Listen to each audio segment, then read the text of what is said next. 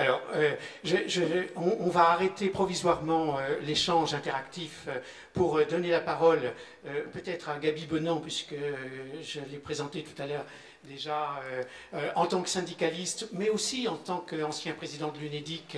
Et il se trouve qu'avec Gaby, on a travaillé ensemble dans la commission qui a été à l'origine de la proposition de RSA avec Martin Hirsch.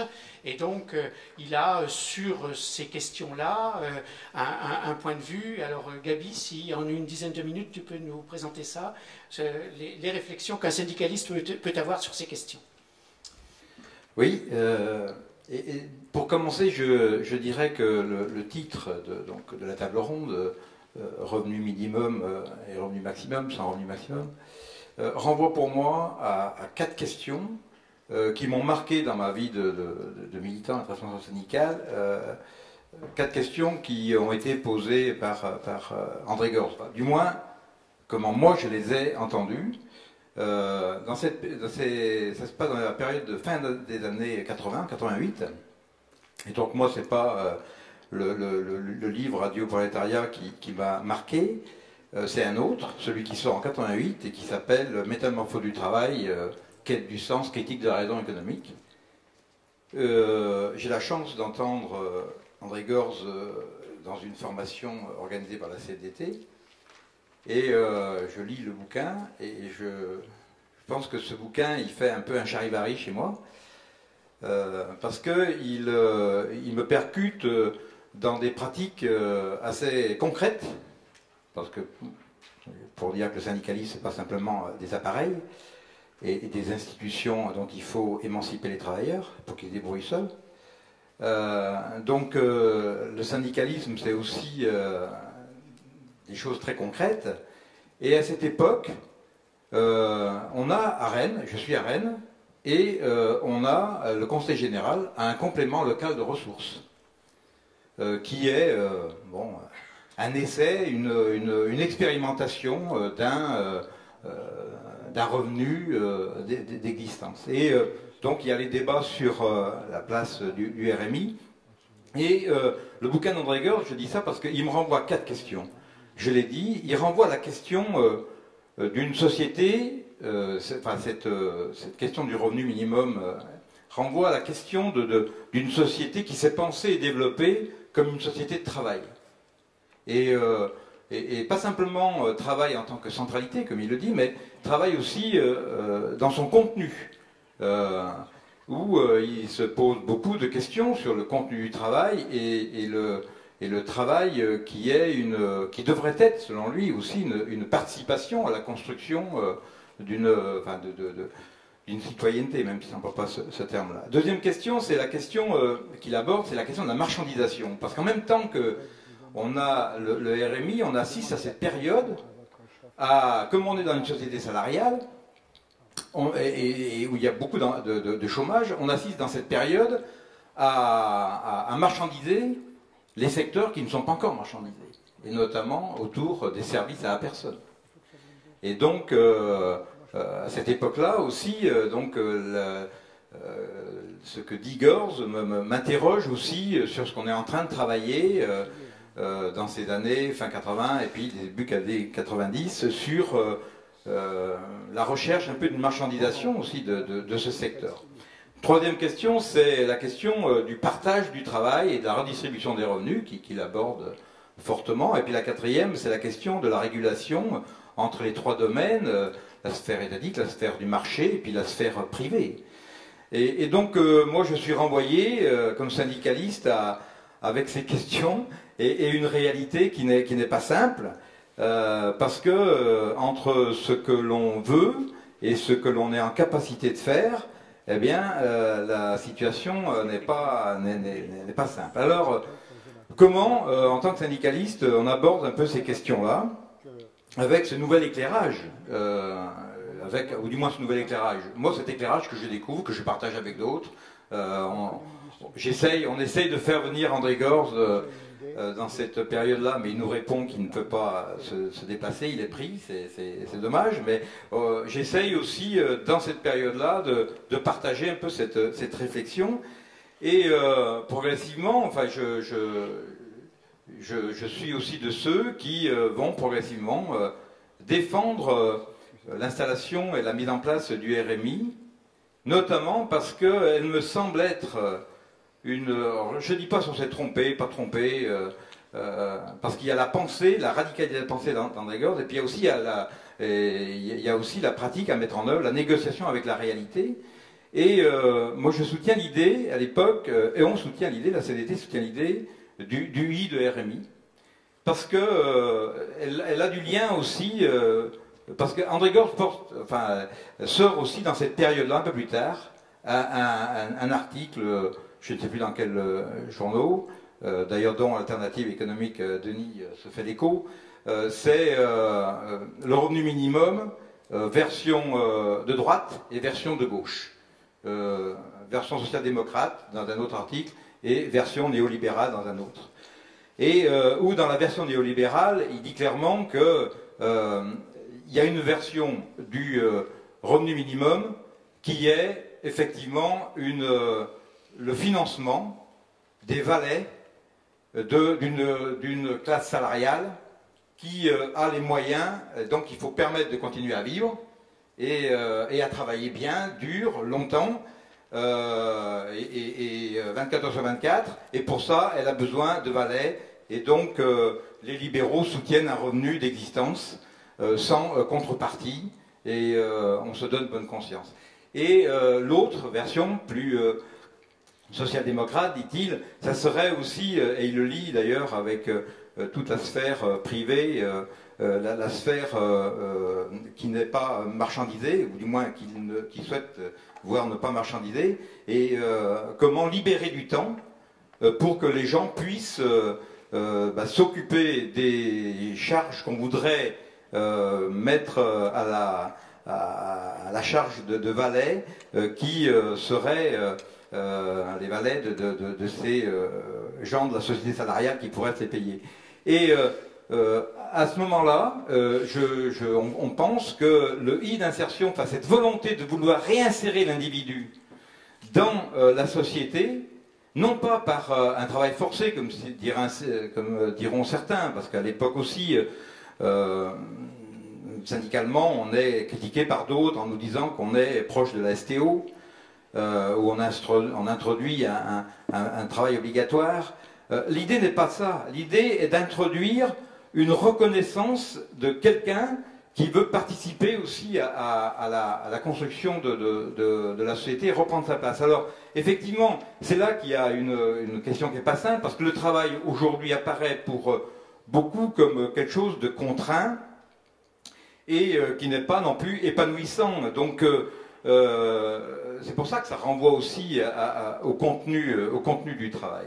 Et donc, quand même, l'idée que le I soit aussi la reconnaissance qu'il n'y a pas de fatalité, que tout le monde peut s'en sortir, est un point qui nous fait soutenir à l'époque le RMI. Effectivement, la question de la perspective et d'une fin de chômage est quand même assez problématique, puisque non seulement on n'atteint pas la fin du chômage, mais le chômage progresse.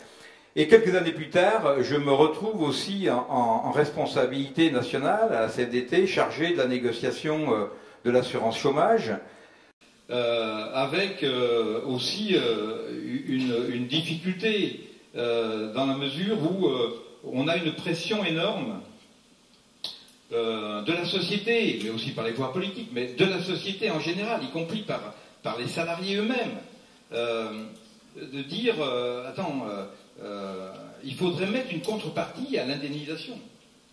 Et moi je me bats en permanence, et je me suis battu jusqu'à la fin de mes mandats, et je pense que la CFDT se bat toujours, contre le fait que l'indemnisation de l'UNEDIC ne peut pas être la contrepartie d'un travail qui serait contraint. Une chose est de considérer que la personne doit être reconnue comme pouvant exercer et se réinsérer, autant il a été, et j'ai été, enfin, ça m'avait amené à réagir fortement à l'époque, quand le précédent président de la République et le ministre Wauquiez avaient mené toute une campagne sur il fallait que l'ACEDIC, enfin l'UNEDIC, conditionne son indemnité à un travail pratiquement obligatoire, faisant de l'indemnisation la conséquence d'un effort du chômeur, ce qui est inacceptable qui était inacceptable pour nous et qui est toujours inacceptable. Ceci étant, la question n'est pas simple, parce que pour revenir et répondre à la question est-ce que le revenu minimum ou le revenu universel ne serait pas la chance ou l'opportunité à saisir pour que les salariés puissent d'eux-mêmes créer les conditions d'un rapport de force de négociation et s'émanciper des syndicats. Je rappelle quand même que nos chers révolutionnaires de 1789, je ne vais pas faire de raccourci, mais pour supprimer les corps qui entravaient, qui risquaient d'entraver le nouveau régime, avaient donc décidé de supprimer tous les corps intermédiaires. C'est ce qu'on a appelé la loi Le Chapelier. Et je vous rappelle quand même, pour ceux qui n'ont pas cette connaissance, que cette loi Le Chapelier a été le moyen de briser, pendant tout le XIXe siècle jusqu'en 1884, toute organisation de salariés et de travailleurs pour leur émancipation. Donc, je veux dire, vouloir aujourd'hui supprimer l'institution syndicale au nom de l'émancipation et d'une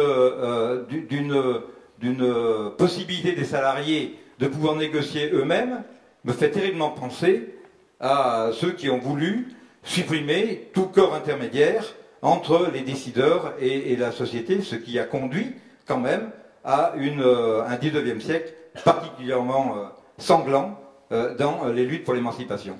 Donc je crois qu'il faut avoir ça un peu en tête. Et pour dire que dans cette action qui essaye de trouver effectivement les moyens aux individus de pouvoir exister, je trouve, et Denis faisait référence aux travaux qu'on a fait sur le RSA, effectivement, pendant ce travail, en 2005, on a essayé effectivement de faire évoluer ce revenu minimum d'insertion vers quelque chose qui tendait à la fois lier la participation citoyenne à la construction de la société, avec un revenu qui permettait de vivre, sans tomber dans l'idée que certains ont eue et que certains avaient, d'une contrepartie travail à une indemnité. La nuance est peut-être ténue, mais c'est absolument, elle est déterminante.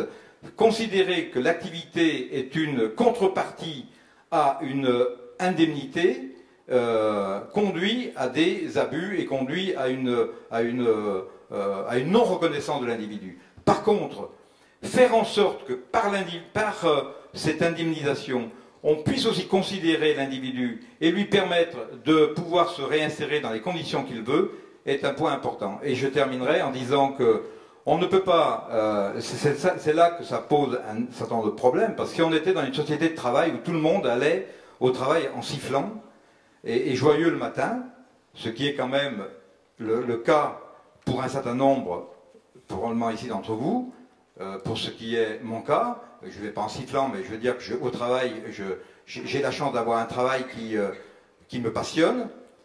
Si on était tous dans un travail qui nous passionne, ça serait assez facile de tenir le discours on va faire un revenu minimum d'existence à la hauteur le plus élevé possible et du SMIC. Le problème, c'est que dans notre société, il y a des gens qui travaillent dans des entreprises agroalimentaires, il y a des gens qui travaillent dans des entreprises de nettoyage, il y a des gens qui travaillent dans des entreprises de mécanique, il y a des gens qui travaillent et qui sont contraints d'aller au travail pour gagner leur vie et qui s'esquintent au travail, qui se tuent au travail. Quand on fait 2000 coups de couteau en une heure quand on est dans un abattoir, on ne va pas au travail en sifflant le matin. Et dire à ces gens-là que celui qui ne travaillera pas aura le même revenu d'existence que lui, il y a un problème. Je ne dis pas que c'est juste, Je dis que c'est une réalité à laquelle on est contraint. Enfin, en tant que syndicaliste, moi j'y suis contraint. C'est-à-dire que moi, syndicaliste, il y a à la fois... c'est pour ça que j'ai bien aimé Gorz, parce que ça a foutu le charivari dans ma tête, ça m'a conduit à réfléchir, mais ça ne m'a pas exonéré de me confronter à la réalité et de négocier avec elle, parce qu'il n'y a pas de changement réel si on est dans la sphère intellectualiste simplement. On ne change pas de réel aujourd'hui. Dans un colloque, autant important qu'il est, le colloque ne change pas le réel, ou du moins pas en totalité. Il nous permet de l'appréhender et peut-être de pouvoir négocier avec la réalité, mais à un moment donné, la négociation avec la réalité est absolument déterminante. Merci Gaby. C'est vrai que le colloque ne change pas la réalité, et la réalité pour l'instant c'est la course contre la montre. Je vais tout de suite donner la parole à Daniel Lescornet. Daniel Lescornet est ancien président de la Fédération des mutuelles de France, et à ce titre-là, il a plongé les deux mains dans le cambouis de la protection sociale, dans le cambouis des négociations interprofessionnelles aussi, pour une part. Et donc, il a lui aussi un avis sur ces questions-là. Alors, Daniel? Oui, là je... Une dizaine de minutes, c'est possible? On verra. Non, bien sûr. Oui, le temps de travail ne se décompte plus avec le temps maintenant. C'est l'un des grands problèmes, justement, du travail et de la forme travail salarié.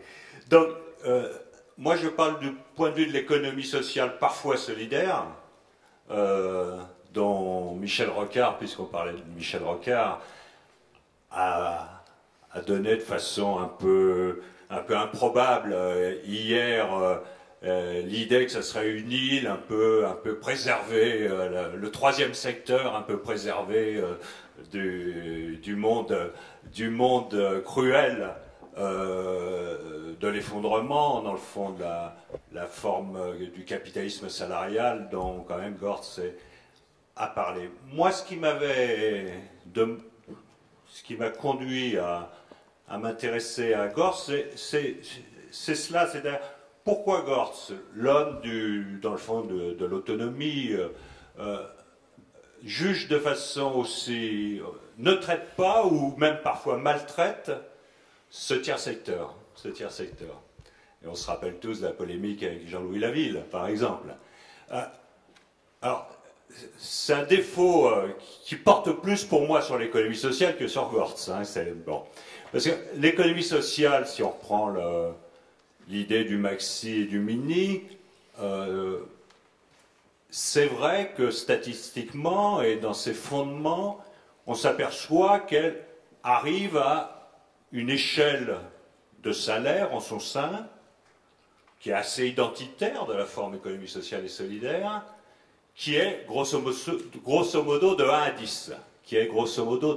C'est d'ailleurs entre salaire minima et salaire maximal de la forme. Et comme il n'y a pas d'actionnaire à rémunérer, comme les réserves sont impartageables, ça pose bien le problème du revenu maximum. C'est-à-dire, il y a un champ donc des entreprises en France qui traite de ce problème du maximum et du minimum. Pour quand même à peu près 2 millions de salariés maintenant, et des milliers, voire des dizaines de milliers d'entreprises. Donc de ce point de vue-là, effectivement, l'économie sociale et solidaire peut apparaître comme une espèce de deal qui résout un certain nombre de problèmes. Je dois dire aussi, puisque chacun y va d'un peu de son histoire, que la forme mutualiste et la fédération que je conduisais a aussi été pour beaucoup dans la mise en place de la couverture maladie universelle, qui est une forme d'universalité aussi. Et donc, il y a effectivement sur l'économie sociale et solidaire ces points-là. Mais est-ce que pour autant ces écarts, donc de 1 à 10, vous savez que le président de la République parle de 1 à 20 pour les entreprises publiques, où les capitaux publics seraient de façon forte dans les entreprises. C'est un peu l'idée, dans le fond, du compromis historique pour sauvegarder le capitalisme salarial, qui va plus être une historique du compromis qu'un un compromis historique de sortie du capitalisme, hein, si on l'entend comme ça. Moi, je crois qu'il y a 2 ou 3 points qui... Premièrement, l'effort qui est fait pour des problèmes éthico-moraux, de moralisation en quelque sorte du capitalisme, sur ces écarts insupportables, enfin démentiels, enfin c'est l'hubris complet là, dans les inégalités, est un point fort, mais qui, paradoxalement, au niveau de la justice sociale, tend à naturaliser un peu les minima sociaux et en faire des coefficients de la richesse possible, en quelque sorte.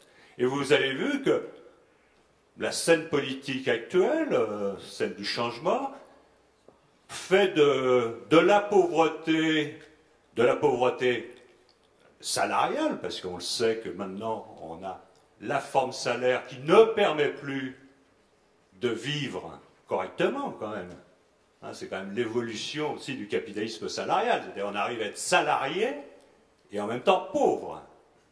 Donc, et puis il y a ces allocations de base, minima, qui sont des maxima pour les personnes, hein, parce qu'on dit que c'est des allocations minima, mais c'est des maxima. Hein. On parle du RSA et de tous les minima sociaux. Il y a 6 millions de personnes qui vivent des minima sociaux en France, à des niveaux qui sont très en dessous du seuil de pauvreté. Très en dessous du seuil de pauvreté. Vous savez quand même que le RSA, pour une personne seule, c'est 470 €. 470 €. Donc, ce débat sur la pauvreté, ce qu'on sait de la pauvreté aujourd'hui, moi je signale le numéro d'octobre d'Esprit qui est tout à fait remarquable sur justement ce continent perdu de vue, la pauvreté. La pauvreté. Et comment traiter des problèmes de pauvreté?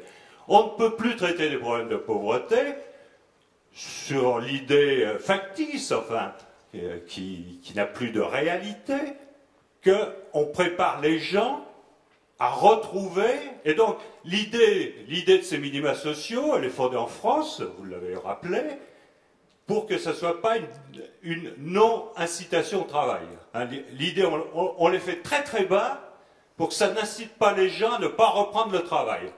C'est une idée qui apparaît complètement factice aujourd'hui, puisque on ne produit plus d'emplois en nombre suffisant, d'emplois salariés en nombre suffisant pour la population. C'est-à-dire, cette idée que les gens vont pouvoir réintégrer le travail salarié est tout à fait factice, D'où une grande proximité avec Gorz sur cette idée d'allocation universelle, justement, et de minima sociaux, que le débat en Allemagne est rejailli à partir, justement, des réformes Schröder, c'est-à-dire de durcissement considérable des mesures visant les populations les plus exclues, les plus pauvres, etc., fait que, même si c'était hétérodoxe vis-à-vis de la théorie de l'allocation universelle, qui, normalement étant universelle et versée pour tout le monde, rejoint quand même le problème des minima sociaux. C'est-à-dire, la grande question, c'est que maintenant l'allocation universelle rejoint le problème des minima sociaux. Et donc, il semble qu'on ne puisse plus mettre en avant cette idée que les populations les plus éloignées de l'emploi, mais pas seulement, les précaires, l'immense masse des précaires, dont les travailleurs intellectuels sont très partie prenante, les intermittents, etc., se trouvent dans des situations où, aujourd'hui, il faut effectivement un revenu de salaire décent, et un revenu décent immédiat, c'est-à-dire pas dans la poursuite de recoller à la forme salaire et à la forme travail-emploi. Donc on est bien là, et moi je pense qu'il y a vraiment une absence, justement, dans le domaine intellectuel, d'un prophète du type Gorz, non pas contre ces dérapages, mais pour ces dérapages. Gortz nous permet de penser effectivement le dépassement d'une forme salaire qui ne remplit ni pour ceux qui sont salariés, puisque le temps de travail ne peut plus, on parlait de la réduction du temps de travail, mais la réduction du temps de travail avec un salaire qui ne peut plus être décompté par le temps de travail devient là une nouvelle aporie du système, et avec une des populations qui ne peuvent pas rentrer dans ce système. Or, le système actuel, pour avoir les protections, impose d'être salarié. C'est-à-dire, pour avoir les protections sociales, il faut s'accrocher à une forme salaire qui devient de plus en plus fictive. Donc, on est bien dans une situation où il faut sortir de cette forme salaire. Par exemple, l'économie populaire. On a parlé, Jean-Louis Laville disait qu'il y a deux possibilités dans le fond. Dans une situation où on ne produit plus d'emplois suffisants pour la population. D'emploi, forme de travail, emploi. Il y a soit la mafia, disait-il, soit l'économie solidaire. Moi, je suis dit, il y a une troisième possibilité que je connais assez bien, c'est l'économie sociale, j'allais pas dire mafieuse, mais enfin, assez tenue par les grandes familles, qui ont tendance à se coopter, et à elles-mêmes mettre les populations les plus défavorisées en position de clients, et non pas en position de propriétaires de leur propre forme organisée. Et donc, il semble que pour l'économie sociale et solidaire, je reviens à ce sujet, il y ait un besoin de transformation interne. C'est-à-dire, la forme économie sociale et solidaire ne peut pas traiter, elle ne peut pas se satisfaire d'avoir ce rapport de 1 à 10 et continuer à traiter ceux qui se sont mis volontairement ensemble pour s'associer, coopérer, mutualiser, comme de simples clients. Et donc, qu'est-ce qui va se passer pour la forme d'économie sociale et solidaire? Je pense que là, on a un besoin de l'intellectualité aussi, hein, parce que si l'action est décisive, l'intellectualité est décisive aussi. Et là, on pense très peu cette forme, dans le fond. L'intellectuel collectif pense très peu cette forme. Bon, il y a quelques intellectuels ici dans la salle qui le font. Mais quelle va être sa forme de productivité? On parlait. Quelle va être la contre-productivité du contre-productivisme, en quelque sorte, au sein de la forme économie sociale?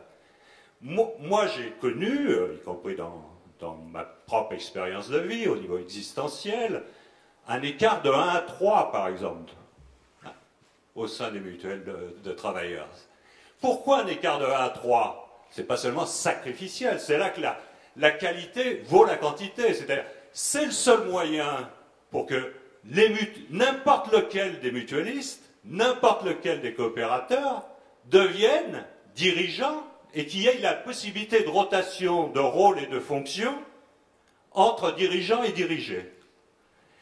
Et je crois que pour ces formes-là, si elles veulent être des aspects de la voie de sortie du capitalisme, c'est aussi la modification de leur propre finalité. C'est-à-dire, la finalité de ces formes neuves, qui doivent se décrocher, il me semble, de la forme salariale, c'est aussi de créer des mutualistes, de produire des mutualistes, de produire des coopérateurs et de produire des associationnistes, c'est-à-dire de produire de la relation sociale, de produire de la citoyenneté, de produire de la richesse relationnelle et émotionnelle dont on parlait. C'est-à-dire, s'il ne faut pas ça, elles vont se banaliser jusqu'au bout. Elles vont se banaliser jusqu'au bout, avec les mêmes problèmes que l'entreprise classique.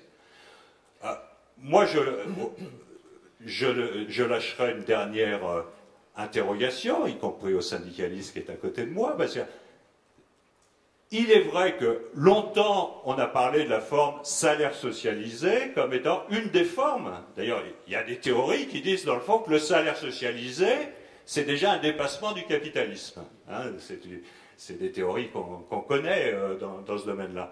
Sauf que, de façon là aussi un peu intrigante, qui ont fait peu de débats au niveau national, on a vu par exemple les grandes la forme syndicale, je ne dis pas telle ou telle organisation, se dégager de la démocratie sociale liée à la protection sociale. Pour une part, je parle sur les risques, santé par exemple, sur les familles, au nom que c'était des risques universels qui n'étaient plus...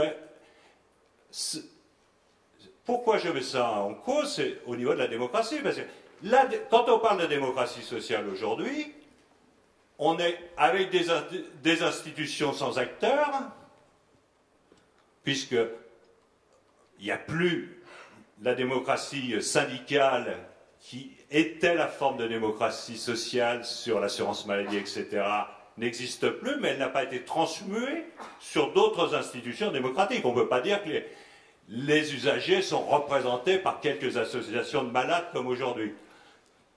Et donc, on a des formes aujourd'hui qui ne produisent plus à partir des revenus de nouvelles formes de relations sociales, de nouvelles formes de participation citoyenne et de développement de la personne humaine à partir d'institutions de revenus qui sont des revenus qui peuvent se détacher de la forme salariale.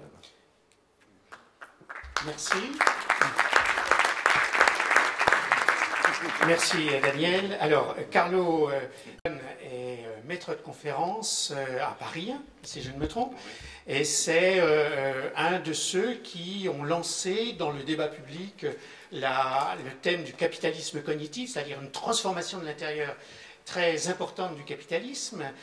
C'est pas sur le capitalisme cognitif qu'on vous interroge maintenant, mais oui.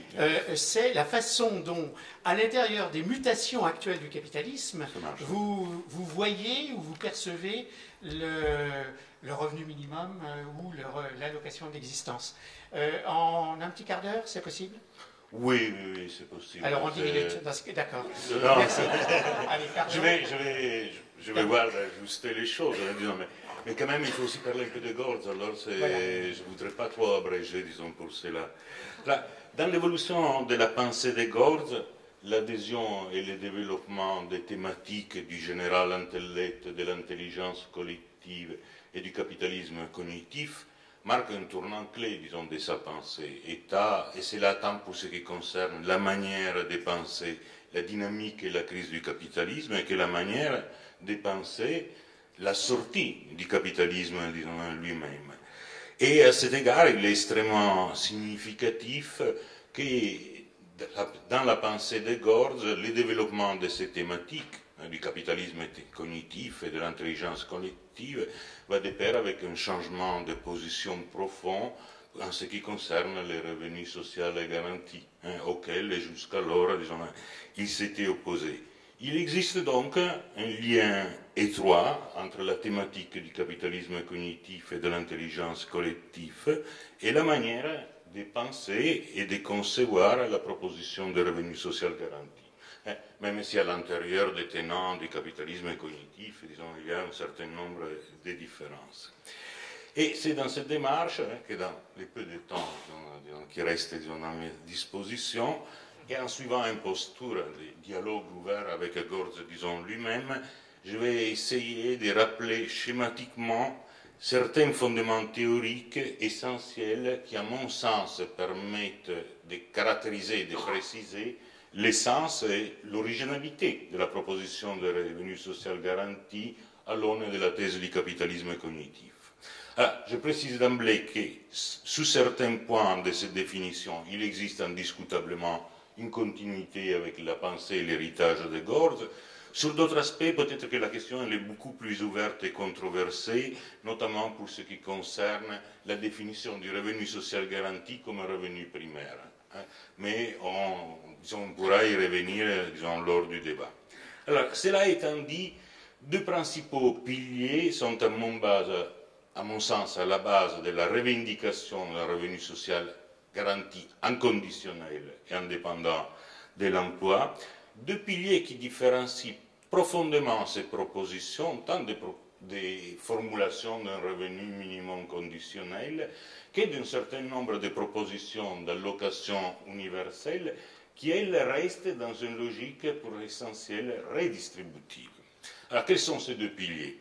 Le premier pilier consiste à inscrire le revenu social garanti dans une perspective forte de resocialisation et de démarchandisation de l'économie dans la continuité du mouvement impulsé par le développement du système de protection sociale et du droit du travail.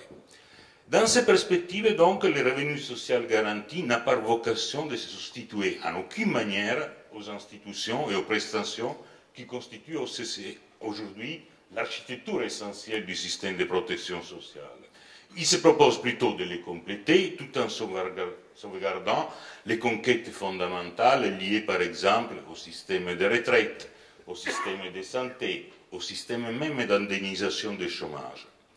Dans ce cadre, le rôle du revenu social garanti revient donc à atténuer la contrainte monétaire à la base de la norme du rapport salarial ou du travail-emploi pour permettre d'assurer un revenu suffisant.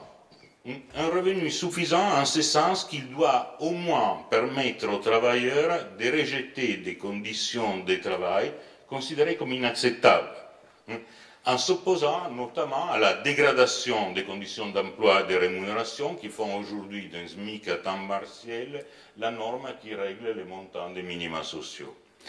De cette manière, le revenu social garanti pourrait non seulement favoriser toute une série d'alliances, disons, et de recompositions sociales, mais sa réalisation pourrait amener au passage d'un modèle de précarité subie à un modèle de mobilité choisie, tout en permettant d'échanger à partir de la société, et donc des rapports de force qu'on parvient à créer dans la société, pour répondre un peu à ta question sur le syndicalisme, aussi les rapports de force à l'intérieur de l'entreprise. Et de cette manière, en parvenant à transformer un rapport de force qui permettrait à la force de travail dans son ensemble de recapturer, de se réapproprier d'une partie de la valeur ajoutée aujourd'hui capturée par les profits, mais aussi et surtout par la rente. Le deuxième pilier consiste à affirmer que le revenu social garanti ne doit pas être pensé comme un revenu secondaire, c'est-à-dire comme un revenu de transfert assistentiel, lié à la redistribution du revenu. Sa justification théorique, à mon sens, ne doit pas non plus être exclusivement fondée sur un raisonnement de type éthique, par exemple sur la simple reconnaissance du droit à l'existence, même si elle est fondamentale. À la différence du nombre de propositions d'allocation universelle, le revenu social garanti doit être, au contraire, pensé, revendiqué et instauré comme un revenu primaire. Et cette démarche, je vais y revenir, disons, tout de suite, implique une remise en cause de l'approche réductrice, encore dominante, de la notion de travail productif, et notamment de son assimilation au concept de travail-emploi, ce qui continue à se passer. Qu'est-ce qu'il faut donc entendre lorsqu'on affirme que le revenu social garanti constitue un revenu primaire?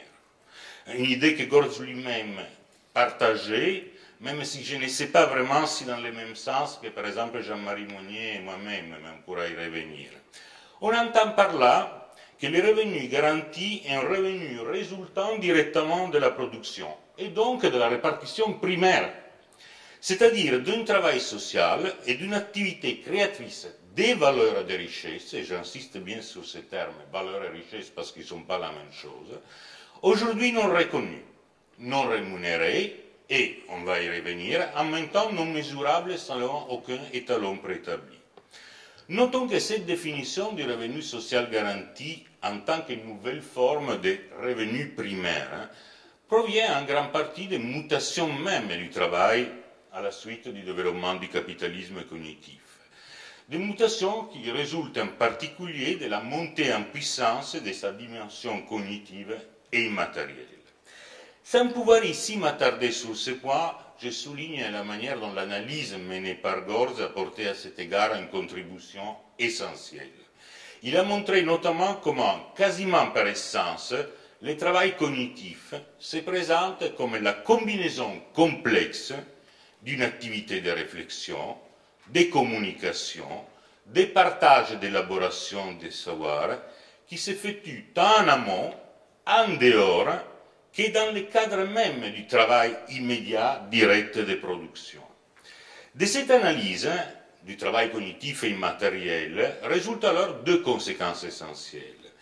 La première est que les frontières traditionnelles entre temps de travail et temps libre s'effritent, et cela à travers des rapports complexes et conflictuels où la dimension du travail autonome et du travail hétéronome souvent s'imbriquent, se confondent, tout en traversant l'ensemble des temps sociaux et des vies. La deuxième conséquence est que cette dimension nouvelle du travail, ou pour citer Gorz, les travailleurs est à la fois la force de travail et celui-là même qui la commande, échappe tout à la fois à sa mesure officielle et à une conception réductrice l'assimilant à la notion de travail-emploi. Plus fondamentalement encore, selon Gorz, dans une économie fondée sur la connaissance, qui s'oppose au capitalisme cognitif, on pourra y revenir, ce n'est plus dans les entreprises, mais désormais de plus en plus dans la société qui s'opère l'essentiel des processus de création des savoirs et des richesses, selon une logique qui trouve par exemple sa figure exemplaire dans les modèles coopératifs du logiciel libre ou encore dans celui de Wikipédia.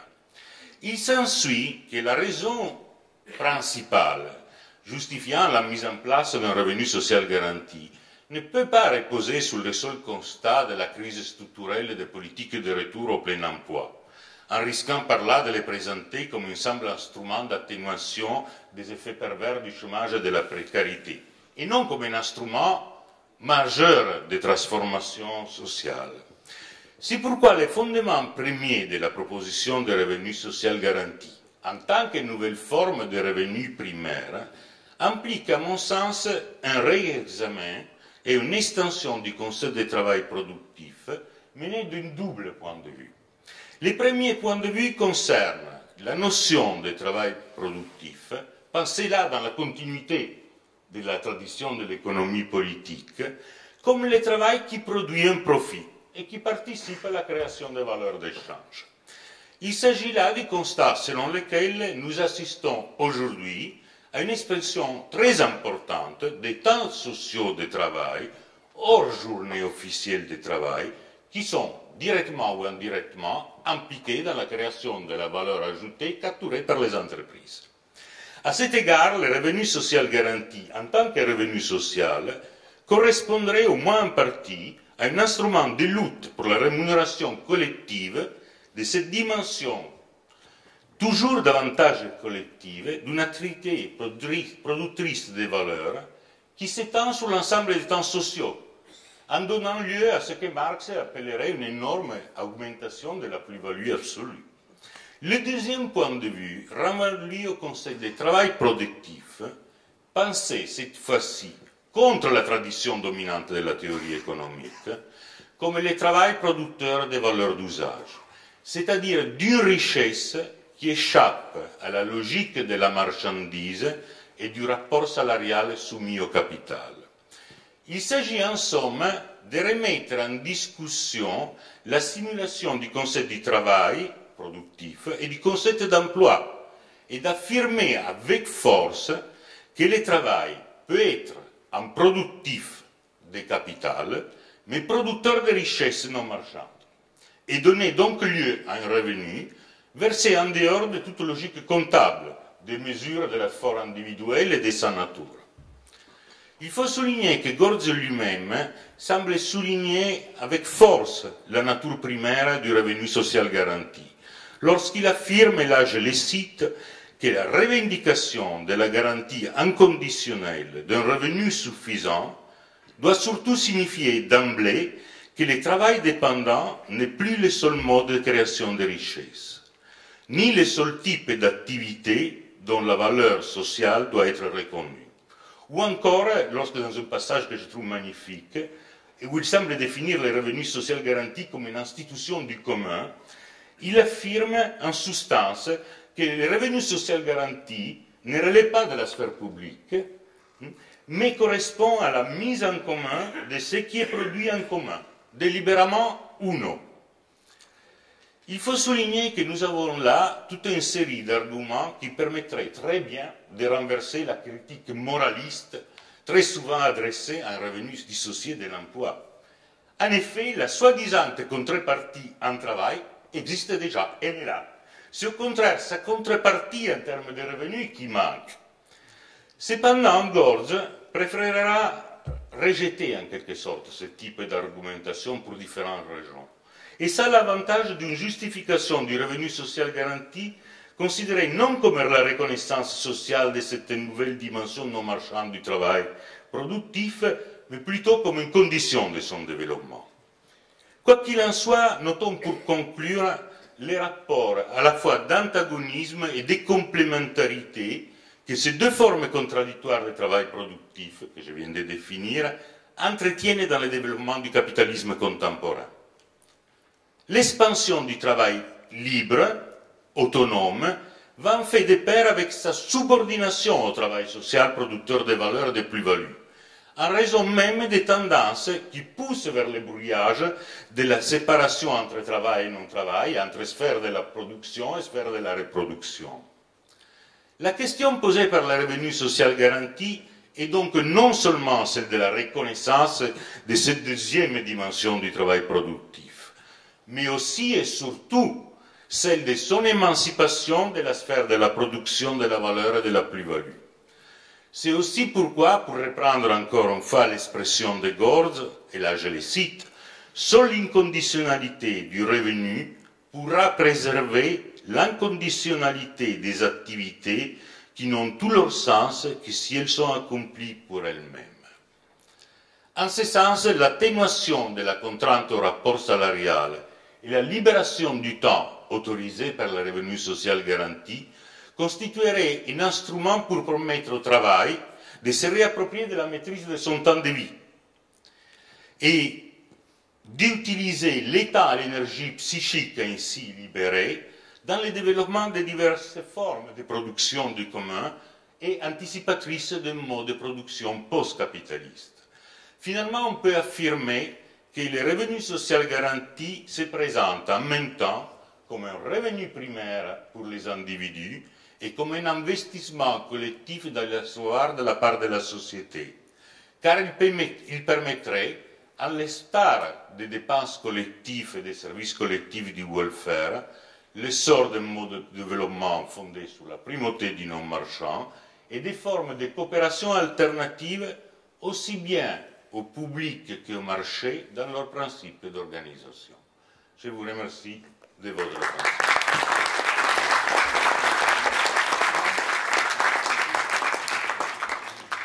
Oui, alors, on a à peu près terminé l'horaire prévu, mais vous êtes sans doute, du moins un certain nombre d'entre vous, frustrés par l'absence d'échange que j'ai dû squeezer jusqu'ici, contrairement à ce que j'avais promis. Alors, Christophe me donne 5 minutes, peut-être 7 minutes maxi, pour échanger entre nous, à partir soit des 3 exposés, soit des 2 premiers, soit enfin d'une réflexion générale sur tout ce que ça vous a inspiré.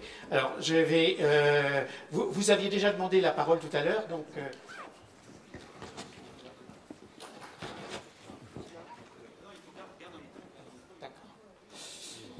Merci.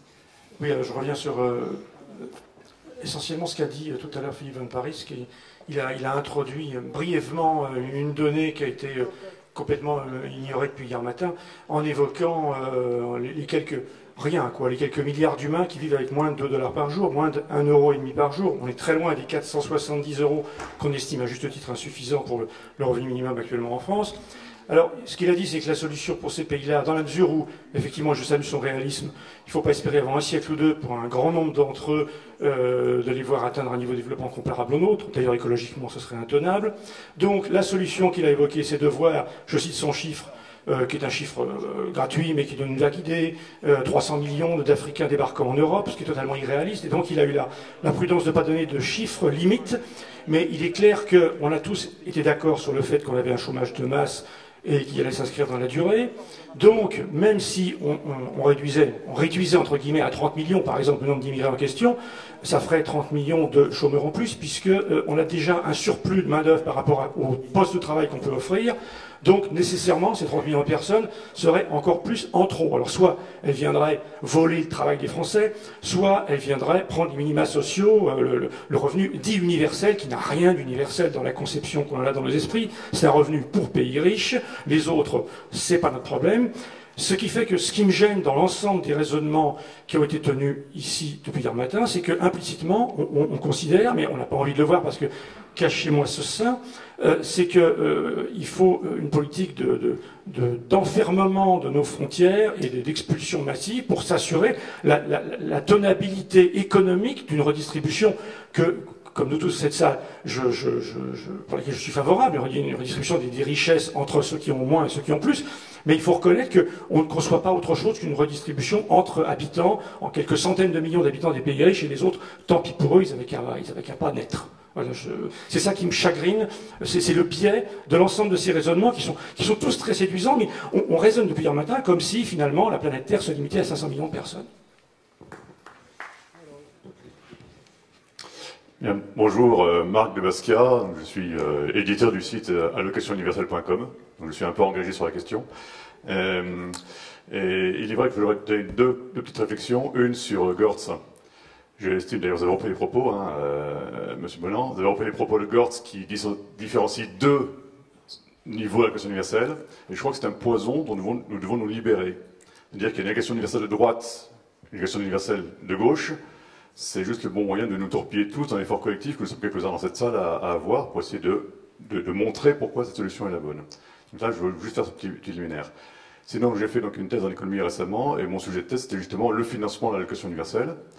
Et donc, avec les travaux utilisant Piketty et autres sources, donc j'ai pu montrer qu'aujourd'hui, si on réaménageait la redistribution sur les principes que vous avez évoqués d'ailleurs, Monsieur Godinot, avec une CSG pour la santé, un impôt sur le revenu qui est dédié à la redistribution, on peut aujourd'hui assez facilement, dans le système actuel, avec une révolution qui est tout à fait, je dirais, simple d'un point de vue comptable, je ne dis pas social, comptable, financer un revenu de base de 400 € par adulte et 200 € par enfant.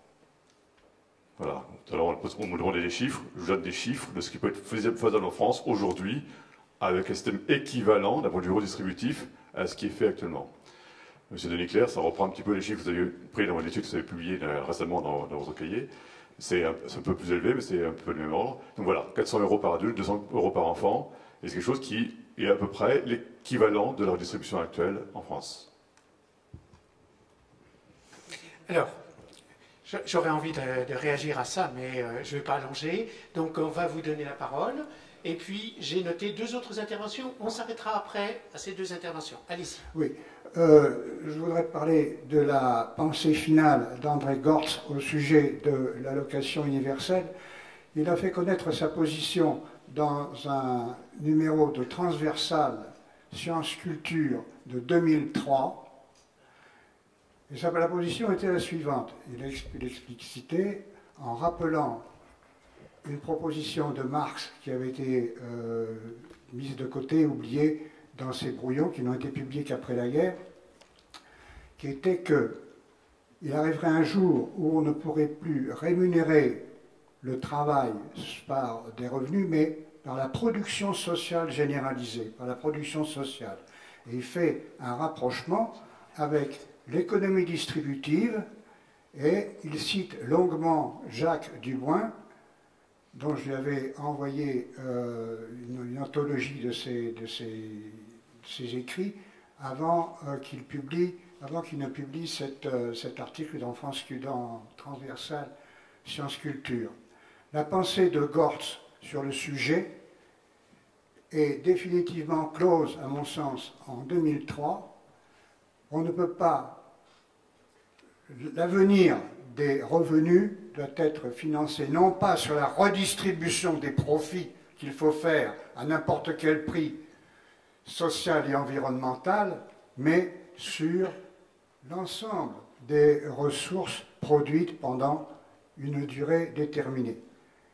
Alors, il ne développe pas complètement la pensée des distributistes, puisque c'est leur nom, des distributistes de Jacques Dubois en particulier, qui était de créer pour cela une monnaie qui était anticapitaliste par construction, puisqu'elle s'annulait au moment de la transaction. Je n'en dirai pas plus. Si vous voulez lire le texte, il est sur Prosper10, PROS, PERDIS, prosper10.org. Merci, c'était le passage marketing, mais merci. Alors, allez-y, l'un des deux, il y a deux bras qui se lèvent. Oui, je voudrais parler, enfin, j'ai vu que André Gorz en faisait allusion dans son manuel Ecologica, il parlait d'une économie de la gratuité. Alors, je n'ai pas beaucoup entendu parler ici du problème de l'extension de la gratuité, tel qu'il peut être développé par un certain Jean-Louis Duhaut ou Sagouche, comme ça, et Paul Ariès. Et d'ailleurs, Paul Ariès lui-même propose au sujet du revenu de la vie, c'est comme ça qu'il appelle le revenu, que ce revenu peut se faire sous autre forme que monétaire, justement. Ça rejoint un peu ce que disait monsieur à côté, là. Et bon, l'extension de la gratuité, ça veut dire que tout ne doit pas être gratuit, c'est-à-dire qu'on fait payer, le bon usage est gratuit et le mésusage est payant. Il prend l'exemple de l'eau, par exemple. L'eau pour les besoins quotidiens doit être gratuite, mais par contre, si on veut remplir une piscine particulière ou laver sa bagnole, ça peut être payant. Et alors donc, bon, je voudrais savoir ce que vous pensez de cette direction de pensée, l'extension de la gratuité.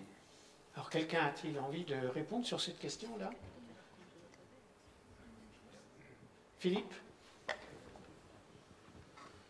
Oui, je trouve que sur le principe, l'allocation universelle pourrait être donnée en nature plutôt qu'en espèces.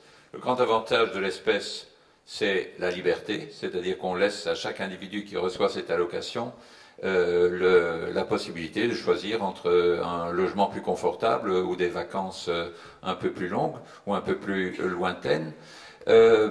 Personnellement, donc je crois que ça a certainement du sens de dire renseignement gratuit et obligatoire pour tout le monde et de qualité, soins de santé, un paquet de soins de santé de base, etc. Un minimum d'eau, un minimum d'électricité, c'est-à-dire un premier socle qui soit gratuit pour tout le monde. Mais seulement, il y a aussi les considérations d'encouragement au bon usage des ressources qui est important, qui fait que, par exemple, je ne suis pas favorable à la gratuité des transports en commun. Les transports en commun ont un coût important. Bien sûr, c'est important qu'il y ait un différentiel très grand entre les voitures privées et l'usage des transports en commun, mais il vaut mieux aussi encourager les gens à travailler plus près de leur travail, donc à vivre plus près les uns des autres et par conséquent à ne pas distribuer l'accès aux transports en commun d'une manière gratuite, de manière à ce que collectivement nous faisions des choix qui soient plus soutenables. Alors, dernière intervention. Oui, bonjour, Johan Robin, étudiant à la Maison des sciences économiques de Paris 1. J'avais une question pour M. Van Parijs sur le caractère qui m'intéressait sur un euro dividende financé par la TVA. Ma question était, vu que ce mécanisme, vous en avez parlé, est fait pour stabiliser l'économie à travers les différents pays européens, comment, vu que c'est basé sur le financement est basé sur la TVA, et qu'on a des pays comme l'Allemagne qui ne consomment pas beaucoup, et des pays comme la France qui consomment beaucoup de revenus, est-ce que ça ne va pas entraîner une redistribution des revenus vers des pays qui consomment beaucoup vers les pays qui consomment peu? Donc, pas forcément, et entraîner une spirale des moyens pour limiter la consommation dans la part du PIB.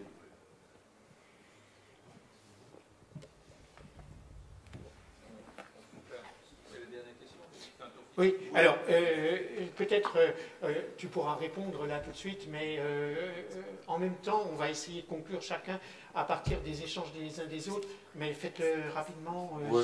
Moi seulement un point sur la question. Il n'y a pas de différence entre version de droite et version de gauche. Oui, il y a bel et bien une différence, disons. Et disons, il faut être très précis, disons, sur les points clés, disons, qui font de ces clivages. Il y a une version, disons, des droites, qui, indépendamment de la question, disons, du montant du revenu garanti ou de l'allocation universelle, prône l'allocation universelle pour démanteler tous les systèmes, disons, de welfare. Hein. Oui, qu'il existe, bien sûr. Il existe, disons, toute une autre série de versions qui s'opposent radicalement, disons, à ces points de vue, et dans lesquelles l'allocation universelle ou le revenu social garanti s'inscrivent, disons, comme un élément qui vient compléter les systèmes actuels de protection sociale.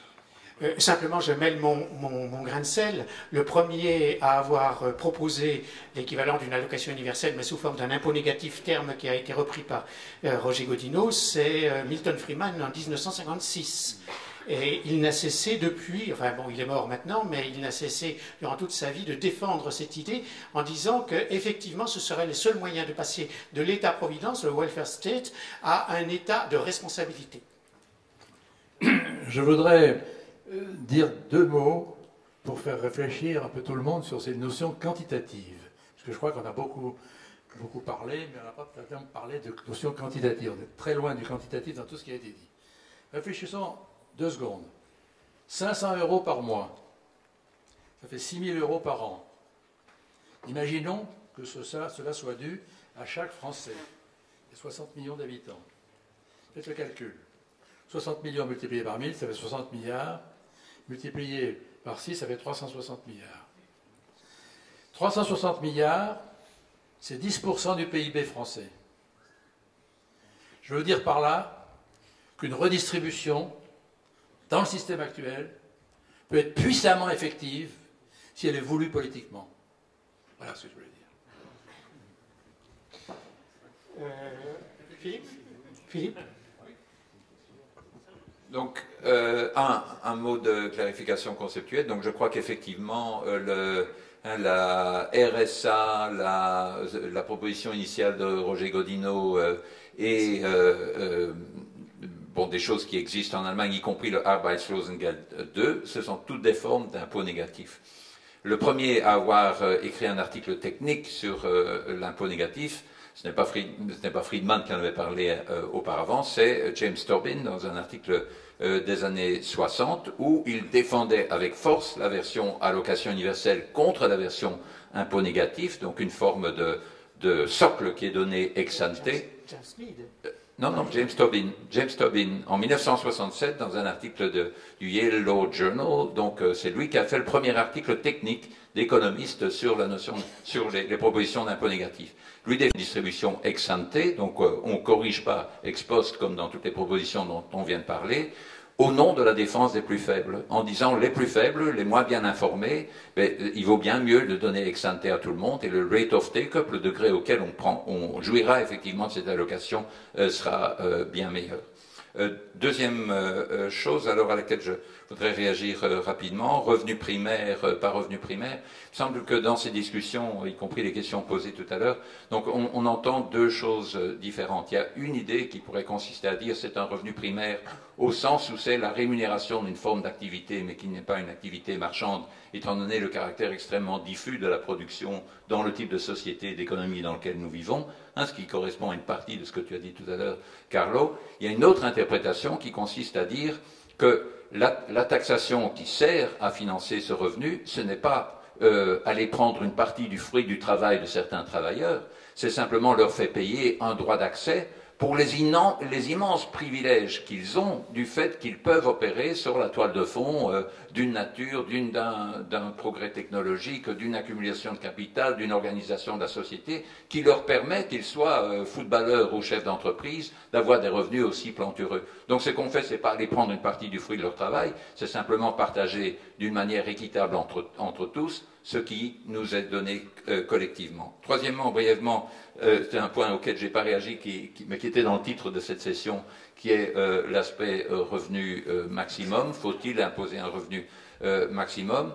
Il est clair que si on prend au sérieux l'idée d'un revenu maximum, il s'agit non pas de la distribution primaire, mais de la distribution après revenu et transfert. Pourquoi pas des distributions primaires? Parce qu'il y a des tas de personnes qui ont des hauts revenus, qui les ont de sources multiples, et quelle que soit le salaire maximum que vous imposiez dans une entreprise particulière, puisque c'est cumulable avec des activités multiples, que beaucoup de ceux qui gagnent beaucoup sont formellement des indépendants, etc., vous ne parviendriez pas à imposer ce maximum.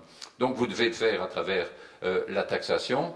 Je pense qu'effectivement, on peut taxer à des taux marginaux d'imposition extrêmement élevés, au point de réaliser sur le revenu, hein, mais aussi sur la consommation, etc., sur les autres formes extrêmement élevées, au point de faire des personnes les plus riches ce que George Bernard Shaw disait qu'il était quand il payait un taux d'imposition de 95%, je dis 90 pour simplifier les choses, mais pour vous Français, vous me comprenez.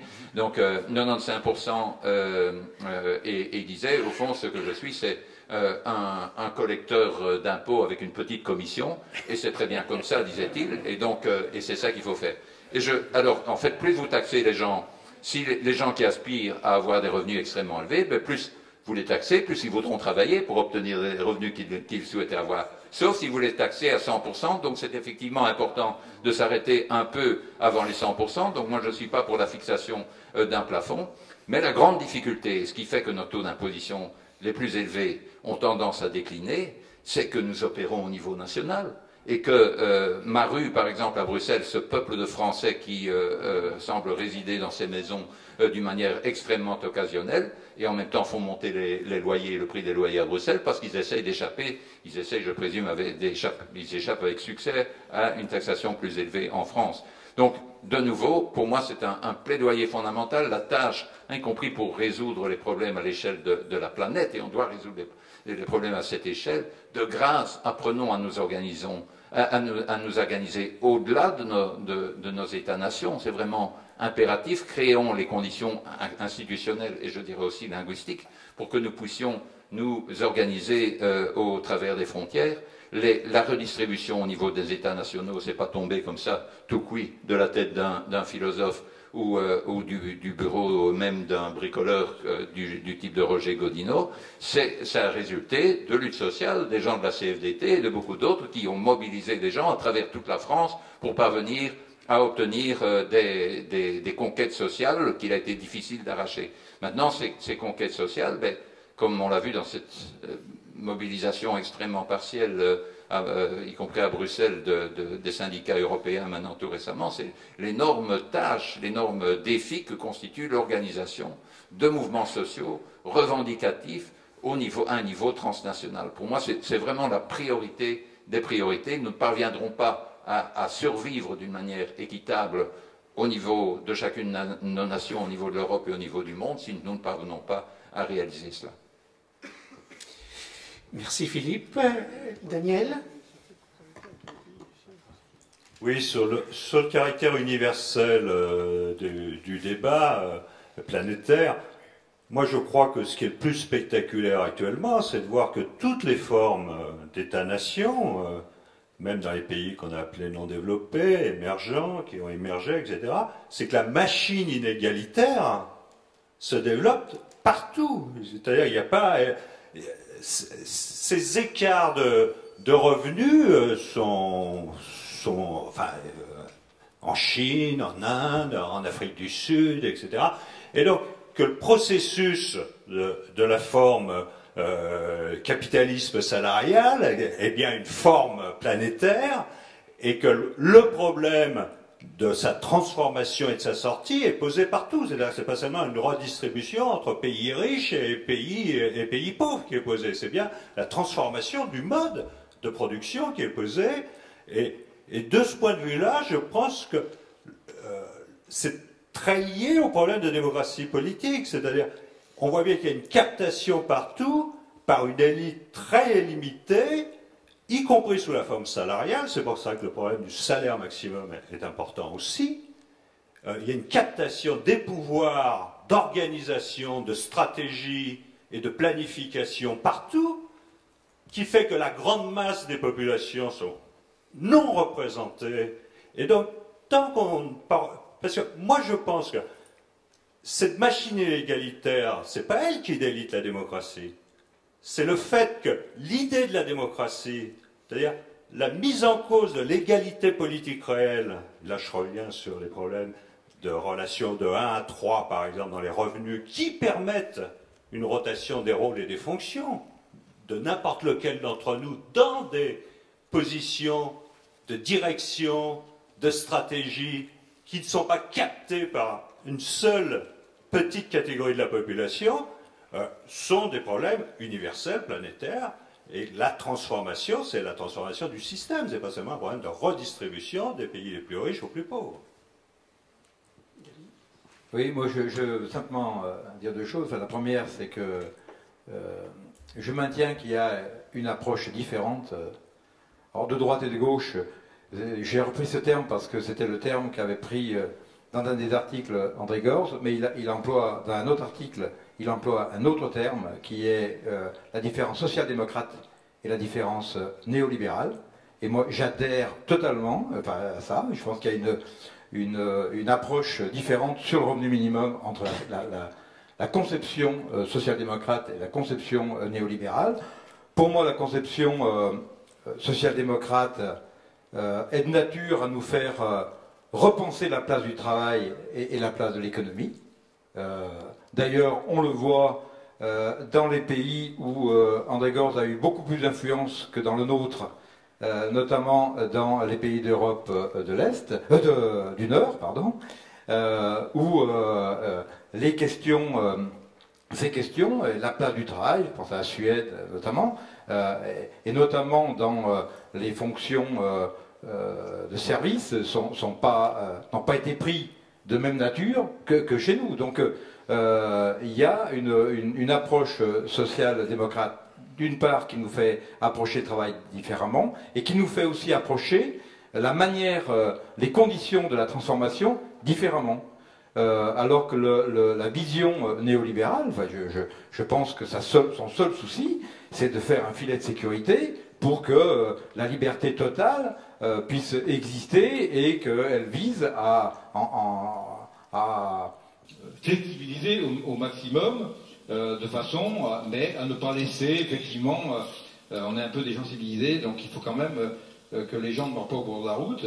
Donc on va avoir cette vision. Je caricature un peu, mais aujourd'hui surtout, je trouve qu'il serait dangereux de ne pas faire une différence entre une approche social-démocrate et une approche néolibérale. Enfin, donc ça, c'est le premier point. Deuxième point, quand même, terminé. Je voulais répondre rapidement, s'il te plaît. Oui. Non, mais je voulais terminer parce que j'ai du mal à faire comprendre. Moi, je ne dis pas que la réflexion et la pensée ne produit pas, elle ne transforme pas le réel. Je crois au contraire beaucoup à l'interaction entre la pensée et l'action. C'est le seul moyen, d'ailleurs, pour que l'action ne soit pas opportunisme, mais c'est le moyen aussi pour que la réflexion ne soit pas simplement hors sol. Très bien. Eh bien, merci à tous nos intervenants. Merci à vous pour cet échange qui malheureusement n'a pas été aussi intense que vous l'auriez souhaité.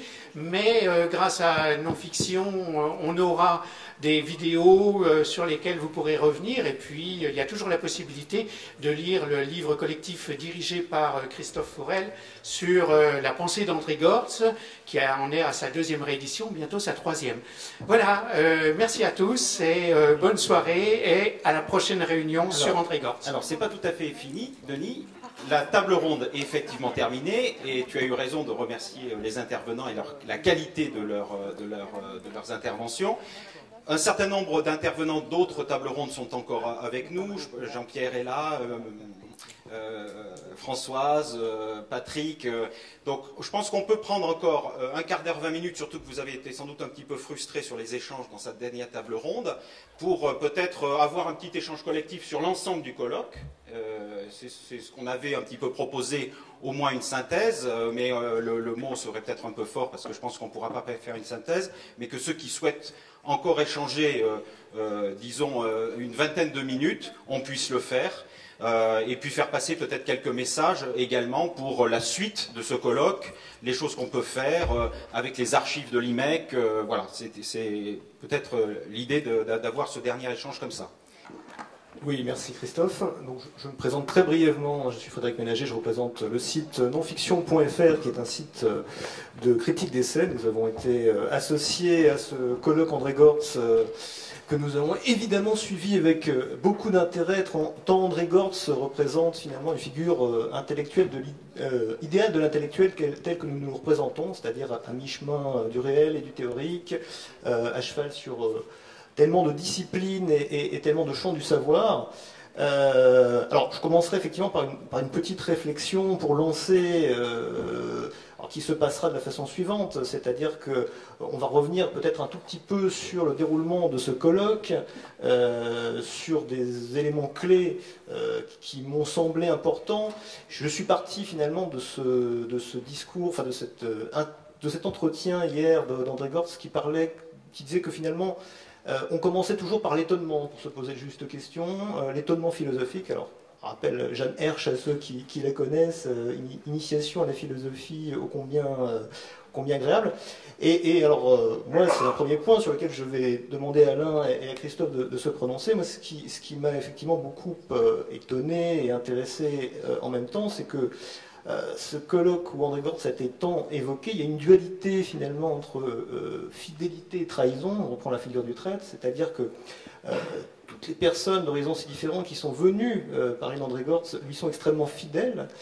Mais c'est aussitôt sur des questions théoriques, sur des questions, le discuter, le traverser, s'en éloigner parfois même. Alors finalement, peut-on être gortzien autrement qu'en trahissant André Gortz? Christophe, vous avez... Ça, c'est une bonne question. Moi, du coup, pour donner des éléments de réponse, je reviendrai simplement à quelques propos que j'ai tenus en ouverture de ce colloque, où je citais André Gortz dans son interview, où il disait, à la question « Avez-vous des héritiers intellectuels ?» qu'on lui posait, il répondait d'abord qu'il trouvait la question très amusante, et deuxièmement qu'il n'avait pas fondé d'école et qu'il ne considérait qu'il ne pouvait pas prétendre avoir des héritiers. Et donc, de façon un peu peut-être humoristique, j'ai dit qu'on n'était pas les héritiers d'André Gortz, mais que quand même on recevait en héritage finalement son œuvre et son itinéraire. Et j'assistais peut-être sur son œuvre et son itinéraire parce que ce que j'ai trouvé très plaisant pendant ces 2 jours, c'est que son œuvre et son itinéraire nous ont vraiment tous interpellés. Et je crois que vraiment les intervenants ont joué le jeu dans le sens où la pensée d'André Gortz, chacun a dit à un moment donné en quoi elle l'avait interpellé et peut-être fait évoluer dans sa réflexion. Moi, ce qui me frappe après ce colloque, pourtant j'ai l'impression que je connais un petit peu l'œuvre d'André Gortz, je connaissais bien André Gortz et Dorine, le couple, et j'ai l'impression que, avec vous, dans le dialogue qu'on a eu, son itinéraire personnel, d'abord, est intimement lié à, évidemment, le développement de son œuvre, d'une part, et que c'est presque autant son œuvre que son itinéraire personnel qui nous fait réfléchir. Et j'ai l'impression que l'œuvre d'André Gortz, si on utilise ce terme, c'est également la façon dont ils ont décidé de partir avec Dorine. Je pense que ça fait partie d'une œuvre en acte, quelque part, qui interpelle notre société aujourd'hui. Ce sujet de la question de partir se pose dans nos sociétés et des prolongements pourraient avoir lieu sur cette question à partir de l'œuvre de Gortz et en acte, d'une certaine manière. Geneviève est partie, Geneviève Hazan, oui. Geneviève, ce matin, dans sa table ronde, a fait appel à Paul Valéry, me semble-t-il. Je crois que c'est lui, alors là, moi je peux me tromper, parce que des fois on attribue cette citation à Sartre, mais je crois que c'est Paul Valéry qui disait qu'un homme naît plusieurs et il meurt seul.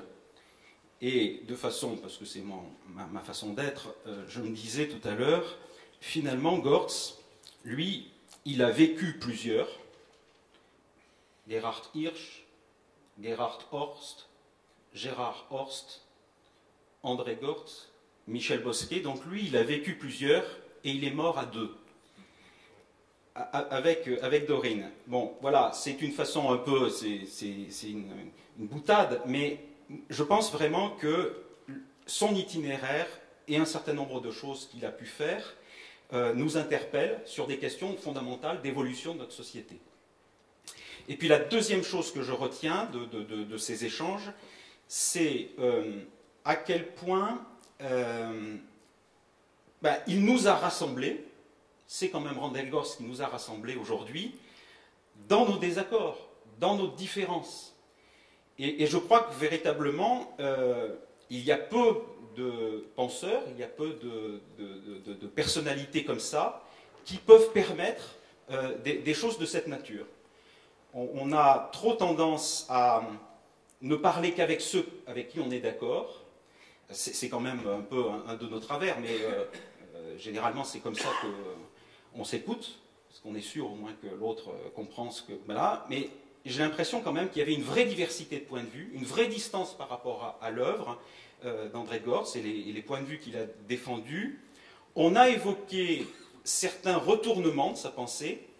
Personnellement, et je pense que Françoise, je ne sais pas où est Françoise Bolin, avec qui je dialogue beaucoup en ce moment par mail, je crois qu'il y a une vraie cohérence dans l'œuvre de Gorz, dans le développement de sa pensée, même si, effectivement, et encore, on l'a évoqué tout à l'heure, Philippe l'évoquait, sur le fait que par rapport à l'allocation universelle en 1997, il a changé de point de vue, mais ce qui est remarquable chez Gorz, c'est qu'il assumait vraiment, comment dire, ces changements de position qu'il pouvait avoir, et je crois que ça, les lecteurs le perçoivent vraiment, et donc rend d'autant plus son œuvre attirante, intéressante.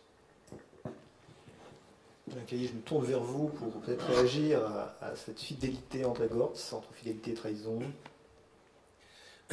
Oui, mais je crois que Christophe a dit absolument l'essentiel. Ce qui nous réunit tous, c'est une fascination pour l'œuvre de Gorz, parce que c'était un travail de réflexivité constante, et un travail de réflexivité qui assumait des risques. Philippe citait Adieu au prolétariat, c'était courageux de le faire. Ces différentes conversions ont toutes été courageuses, et nous essayons tous de suivre dans cette lignée-là des pensées de rupture, pas pour le plaisir de la rupture, mais parce que nous sentons bien qu'il faut que la pensée prenne certaines inflexions. Mais, alors, je suis un petit peu désorienté parce que, primitivement, c'était Jean-Claude Guilbault et Jean-Baptiste de Foucault qui devaient présenter une synthèse, et puis, malheureusement, ils n'ont pas pu être là, donc on s'est dit qu'il fallait le faire à leur place. Je me suis dit que c'était une mission absolument impossible, et je m'apprêtais à dire que c'était une mission impossible que je ne voulais pas faire, mais finalement, je l'ai quand même préparée un tout petit peu. Donc je voudrais quand même prendre 3-4 minutes, si vous voulez bien, pour présenter quelques impressions que je retire de cette rencontre, et qui sont des impressions très, très contrastées. Elles me laissent à la fois profondément heureux et profondément malheureux.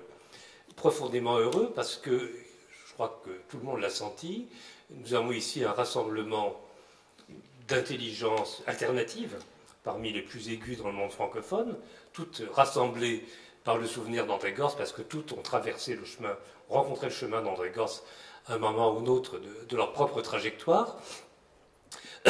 Toutes les interventions de la salle ont été d'une remarquable qualité, exceptionnelle là aussi. Donc je pense que c'est un grand moment. Et en même temps, ce qui me laisse malheureux, c'est que je ne sais toujours pas ce que nous allons retenir. En nous séparant, qu'est-ce que nous allons retenir qui nous permettrait de sentir que nous allons à peu près dans la même direction, que nous menons le même combat. En un mot, j'ai l'impression que toutes les idées que nous avons maniées, développées, sont séduisantes, brillantes, mais que pour l'instant, elles ne font pas le poids. Voilà, c'est mon sentiment profond. Elles ne font pas le poids par rapport à l'ampleur des problèmes qu'il y a à affronter aujourd'hui.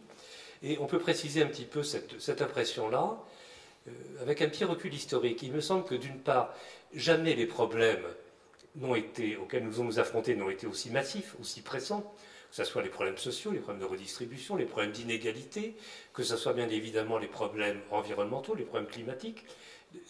Tout devient extraordinairement urgent. Or, toutes les propositions que nous esquissons sont à échéance indéterminée. Petit rappel historique, c'était très intéressant ce qui était Godino, la mention du RMI, puisqu'il était repris par Bornand sur la façon dont ça s'est passé. 88.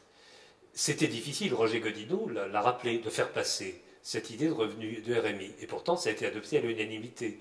Finalement, en quelques mois, en quelques semaines, en travaillant, en lisant un peu de la littérature, on s'est dit, bon, vous vous êtes dit, il y a quelque chose qui est plausible, on va le présenter au Parlement, c'est faisable. Quelques années après, 1995, à quelques années, nous avons fondé un groupe que rappelait Patrick Vivray hier, une association pour une citoyenneté, une économie plurielle en Europe. On a réuni pas mal de gens autour de l'idée que les solutions s'articulaient autour de 3 grands types de propositions qu'il fallait lier entre elles. Diminution du temps de travail, redistribution des emplois, liée à une perspective de temps choisi, d'une part, un revenu minimum inconditionnel, version inconditionnalité douce, non pas la version allocation universelle, c'était le compromis qu'on avait adopté, et puis tout ça devant alimenter le développement d'un tiers secteur associationniste. Voilà. Et lorsque nous nous sommes mis d'accord à d'abord 25 personnes, une quarantaine de personnes en France, une centaine en Europe, ces solutions paraissaient à portée de main. On savait qu'il fallait mener un combat idéologique, théorique, mais c'était plausible que ça voie le jour 1, 2, 3, 4, 5, 10 ans après. Or, tout à l'heure, on a entendu, par exemple, Philippe de Paris dire que la version de l'allocation universelle qu'il juge souhaitable à l'échelle planétaire, et bien évidemment, il faut raisonner à l'échelle planétaire, ça ne verra pas le jour avant un siècle ou deux. Mais ce n'est pas dans un siècle ou deux qu'il faut agir, c'est dans les 5-10 ans qui viennent qu'on va s'affronter à des problèmes colossaux. Voilà. Et la même chose est vraie pour tout un ensemble de choses que nous avons débattues. La discussion hier sur le travail est extraordinairement précise, riche, mais quelle chute d'optimisme sur la réforme du monde du travail par rapport à ce qu'on veut vivre il y a encore une vingtaine d'années. La conclusion qui est ressortie, c'est que grosso modo, il n'y a rien à faire. L'état de l'opinion est tel qu'il est hors de question d'envisager un véritable changement de l'hétéronomie dans le monde du travail. Et puis ce matin, sur la question de l'environnement, sur la question écologique, je crois que nous avons eu une séance particulièrement riche, particulièrement séduisante, avec des thèmes magnifiques qui ont été esquissés. Mais qu'est-ce que je retiens au bout du compte, concrètement, de ces échanges-là? Le sentiment qui domine, c'est le sentiment que, avant la catastrophe, il n'y a rien à faire. Voilà, c'est ça qui ressort. Voilà. Attendons la catastrophe, de manière éclairée ou pas éclairée, je me tourne vers eux. Et puis on verra bien après. Bon. Ben, évidemment, ça me laisse un peu pessimiste et un petit peu découragé. Alors, qu'est-ce que l'on... J'ajouterais à ça que, bien évidemment, ce sentiment d'impuissance, il est très fortement lié à l'état actuel de la France et de l'Europe. Nous sommes un pays et un continent qui vivent un sentiment et une réalité de déclin absolument vertigineuse. Nous ne sommes plus en mesure de donner le là, ni d'un point de vue économique, ni d'un point de vue politique, ni d'un point de vue intellectuel ou propositionnel. Donc nos débats ressemblent à des débats provinciaux, d'arrière-garde. Tout ça n'est pas véritablement exaltant. Qu'est-ce qu'il faudrait faire pour se donner une petite chance de peser à nouveau face à ce qui s'impose à nous? Il me semble que c'est ce que j'ai essayé de suggérer hier à travers mes 14 thèses un petit peu longues à exposer. Il me semble 2 choses fondamentalement. La première, je crois que c'est le point fondamental, notamment par rapport au marxisme, c'est sortir de cet étrange télescopage entre le sens de la nécessité et le sens du désirable. Si caractéristique du marxisme, l'idée que le communisme viendrait tout seul, c'est même pas la peine de le désirer, il s'imposera lui-même parce qu'il résulte de la marche nécessaire et inexorable de l'histoire. On retrouve la même position dans une bonne partie des analyses écologiques ou décroissantes contemporaines. De toute façon, la catastrophe est quasiment inévitable. Elle est presque souhaitable, parce que c'est uniquement si la catastrophe survient qu'on pourra après, on ne sait pas très bien sur quoi et avec qui, qu'on pourra après fonder un monde plus désirable. Ce qui passe à la trappe dans cette discussion-là, qui est absolument fondamentale, et que nous ne réussissons pas à avoir comme discussion, c'est le débat sur qu'est-ce que c'est qu'un monde désirable pour nous. Un monde désirable socialement, éthiquement. Et ce monde désirable, il ne se réduit pas à une série de mesures techniques, que ce soit des mesures de technique économique ou sociale, ou des mesures de technique écologique, de contrôle de tel ou tel usage de telle ou telle ressource, etc. Du coup, j'en viens à mon deuxième point. Il me semble que tous nos débats restent encore très largement marqués par une forte dose d'économicisme, de techno-économicisme, l'idée que les problèmes sont des problèmes économiques, alors que fondamentalement, ils sont des problèmes de philosophie politique, de doctrine de philosophie politique. Je reviens un petit peu en arrière. Au lieu de décrire la catastrophe qui pourrait venir, il faut bien sûr l'analyser aussi, nous serions mieux inspirés d'essayer de dessiner les contours d'un monde qui nous paraisse intrinsèquement désirable, socialement désirable. Après, on verra quel type d'économie, quel type d'écologie peut y correspondre. Bien sûr, en tenant compte de ces comptes. C'est un monde désirable sous contrainte économique, sous contrainte écologique. Mais c'est d'abord les traits du désirable qu'il nous faut esquisser. Ça m'en va à mon deuxième point. Le principal débat que nous avons à mener est un débat de philosophie politique. Et on le voyait très bien dans toutes les discussions de la dernière table ronde sur la question du revenu minimum. Bon, il y a des tas de variantes techniques qui opposent l'impôt négatif, l'allocation universelle, radicalement inconditionnelle, depuis le berceau jusqu'à la tombe, un petit peu plus tard, un peu moins tard, à tel montant, selon national, européen, mondial, etc. 36 000 discussions fondamentales. Mais en arrière-plan, ce que je note, c'est des différences de conception philosophique que nous aurions tout intérêt à expliciter davantage. Par exemple, moi je suis en total désaccord avec l'argumentaire de Carlo Vercellone, et pour différentes raisons, pour en discuter entre nous, hein, qui n'implique pas nécessairement des différences techniques. Il y a des différences fondamentales parce qu'en fait, la question de la faisabilité du revenu minimum n'est pas d'abord une question de financement, même s'il est importante, c'est une question, Roger Godino l'a parfaitement rappelé, c'est une question d'acceptabilité politique. Au nom de quoi est-ce qu'on peut faire considérer comme légitime que des gens qui travaillent payent des gens qui ne travaillent pas? Au nom de quel fondement ultime de justice? Si nous ne sommes pas d'accord sur ces fondements-là, à minima, entre nous, nous n'avancerons pas d'un millimètre. Alors, sur quoi, je termine, sur quoi est-ce qu'on peut être d'accord à minima?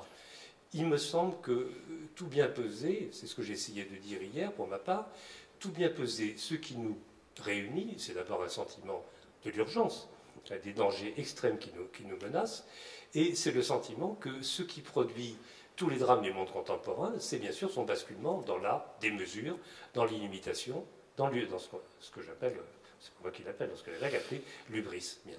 Il me semble que le fondement premier à toutes les mesures que nous pouvons envisager, c'est d'abord la lutte contre l'hubris. Est-ce que c'est un fondement universalisable, pour reprendre ce que disait von Paris au début et à la fin?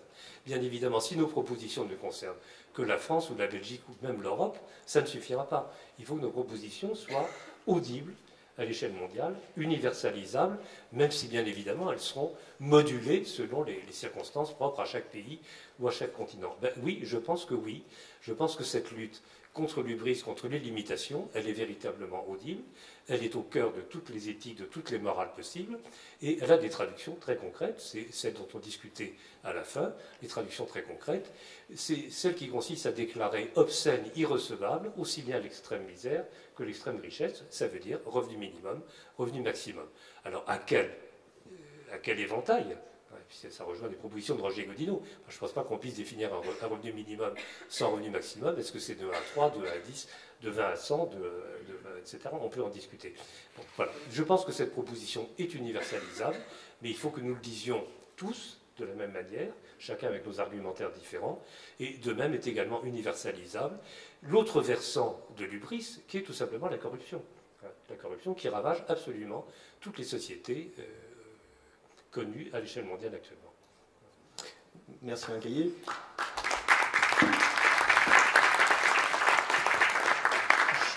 Je vais donc juste aborder un autre point, peut-être demander quelque chose à Christophe Fourel là-dessus, et puis nous allons prendre quelques questions pour faire un peu respirer cette synthèse qui est aussi une ouverture vers autre chose, hein, c'est important.